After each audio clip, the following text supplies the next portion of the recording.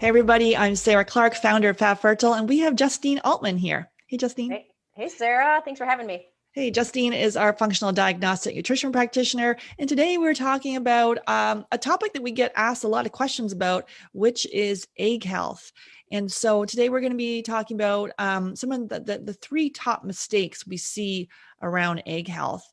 And first of all, I'm going to start off with food sensitivities. I would say, like most people that come to us, they say they're eating a clean diet.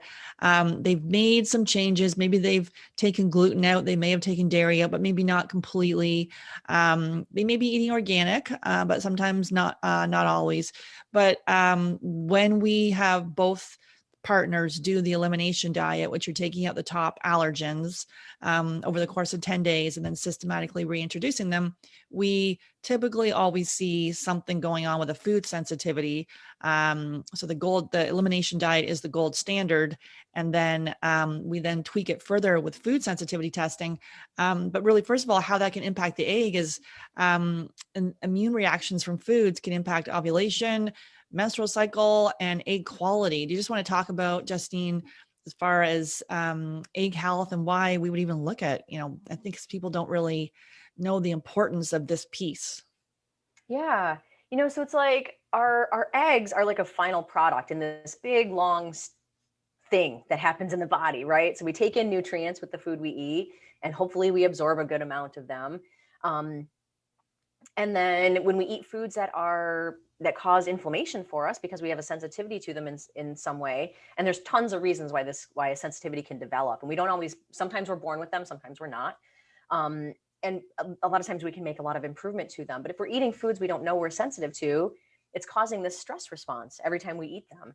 And every time that happens, it takes a huge amount of resources. Our body prioritizes cortisol, our stress hormone, instead of our sex hormones. And so it's sort of this like robbing Peter to pay Paul kind of scenario where it's like the body just doesn't have enough resources to go around. And so the hormones, our reproductive hormones, are what sort of take a back seat. And when those take a back seat, then our eggs just don't get everything that they need, right? Because the hormones are what tells the eggs when to grow and when to pop and when to move and when all those things are supposed to happen. Mm-hmm, mm-hmm. And so for the food sensitivity piece, as we say, it's the elimination diet. You can actually go to Get Pregnant Naturally, my podcast. I go through a whole entire podcast episode exactly of how and why to do the elimination diet. It is the gold standard. And then we would then tweak this further with food sensitivity testing. So we're using, we have access to functional lab testing. So we ship test kits worldwide.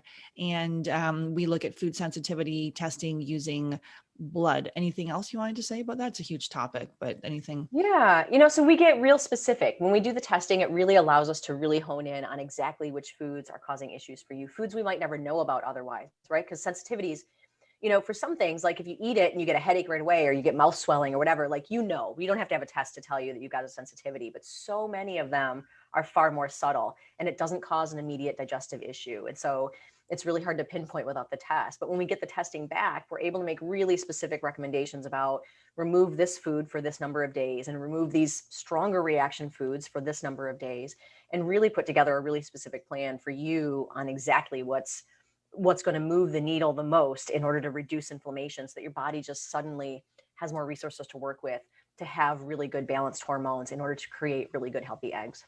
That's what we talk a lot about, those generalized recommendations where that you may have tried a number of things and they may be good for someone, but are they right for you? So really fine tuning this is key. Yeah. And so another issue we see with egg health is blood sugar.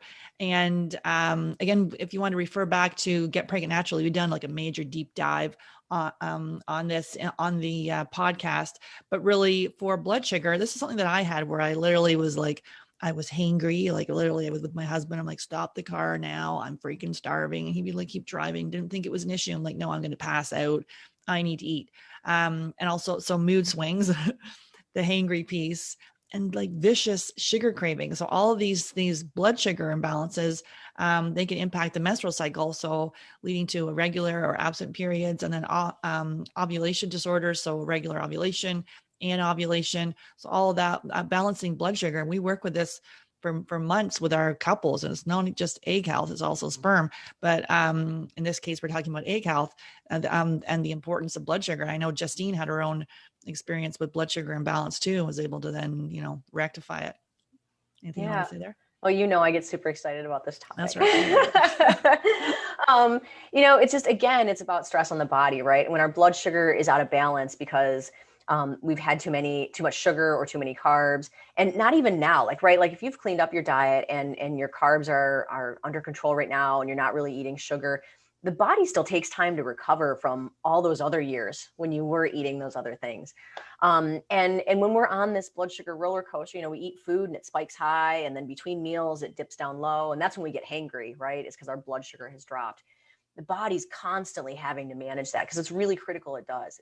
We have a really specific amount of blood sugar we need to have in our amount of sugar we need to have in our blood at any given time.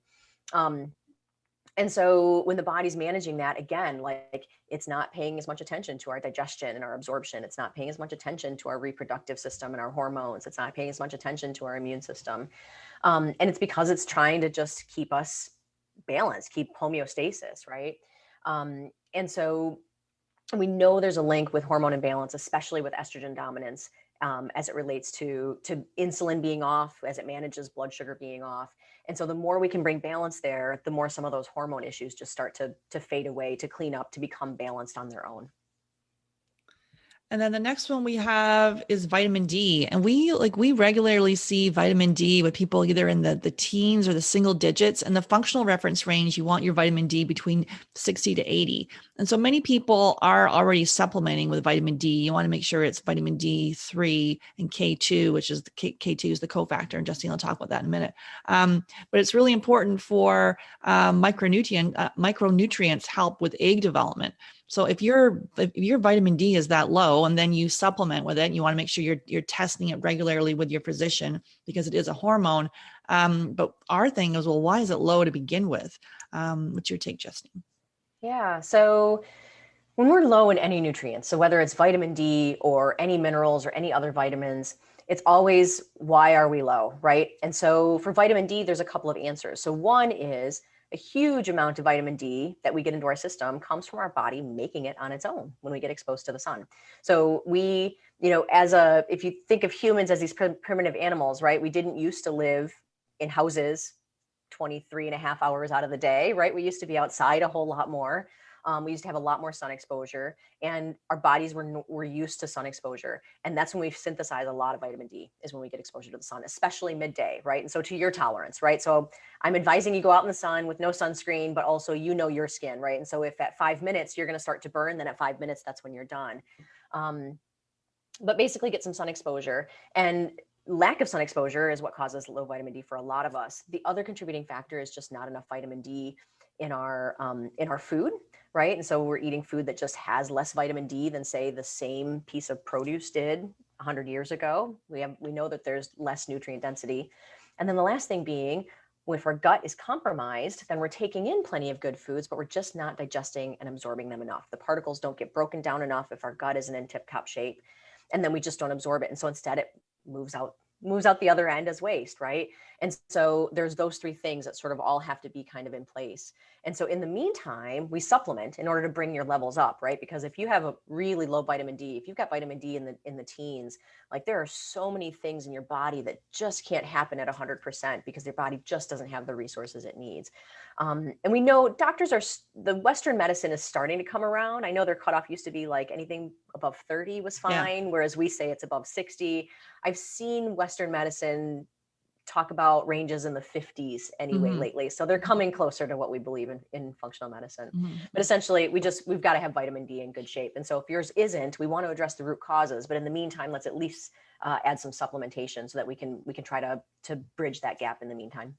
Yeah, so it's especially important for egg health. A lot of times we myopically focus on the fertility diagnosis or on the egg health and forget all the other issues going on. So definitely encourage you and your partner to do the elimination diet. Really, it's taking out those top allergens, seeing if you have a food sensitivity.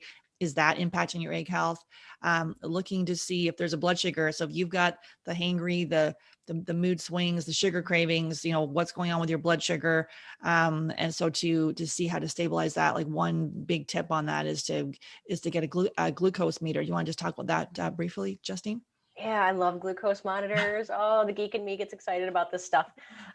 So usually for most places in the world, you can get them over the counter just at the grocery store, at the pharmacy. They're pretty cheap and you buy the little test strips. And so it's a finger poke. But basically, ideally you want to test at a couple of different kinds of times. So fasting glucose is really useful to tell us if you're in the normal range. And here in the States, the range we use is 75 to 86. So that's ideal for fasting glucose. If you're a little high or a little low, that tells us that you've got some imbalance going on.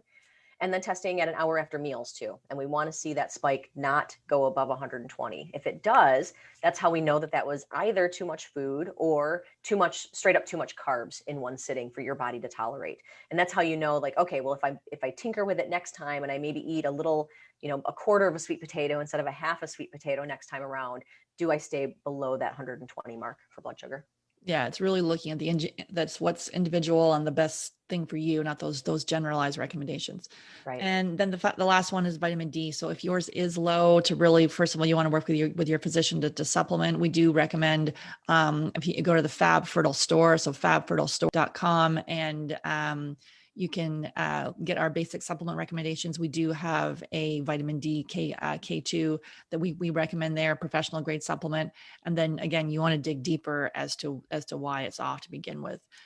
Any final thoughts on egg health and these three factors, Justine?